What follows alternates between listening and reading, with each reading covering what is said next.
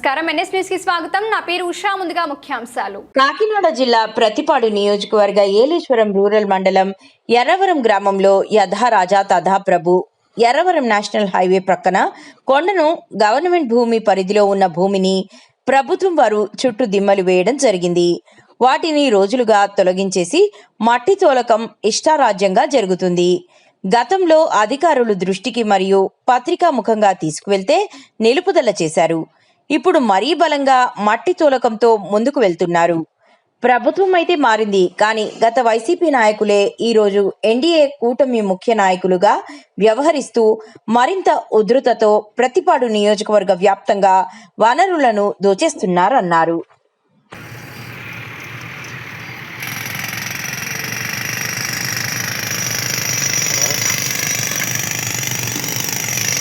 ఎర్రవరం పరిధిలో గల ఈ కొండ దగ్గర గతంలో పని చేశారు, ఆఫ్ చేశారు, మళ్ళీ మొదలెట్టారు. అధికారులు చూస్తూ ఉన్నారు, కళ్ళు మూసిపోయి ఉన్నారు, లేకపోతే కళ్ళు తెరిసే ఉన్నారు, అర్థం కావట్లేదు. ఎర్రవరం గ్రామంలో ఇసుక దోచేశారు. ఏట్లకై దోచేస్తున్నారు, పొలో మంది దోచేసి.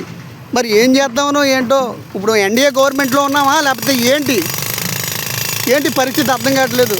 గౌరవ ముఖ్యమంత్రికి తెలీదా, గౌరవ ఉప ముఖ్యమంత్రి పవన్ కళ్యాణ్ గారికి తెలీదా, ఇప్పుడు గౌరవ ఎమ్మెల్యే గారికి తెలీదా? ఇలా ఎన్నెంత దోచేస్తారు ఈ నియోజకవర్గంలోని.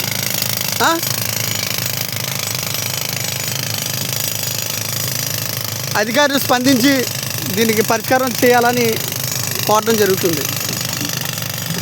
సమాధానం లేదు, ఇష్టారాజ్యం. ఎన్డీఏ గవర్నమెంట్లో ఉండి చాలా భయంకరమైనటువంటి పరిస్థితిలో ఉన్నాం ఈరోజు.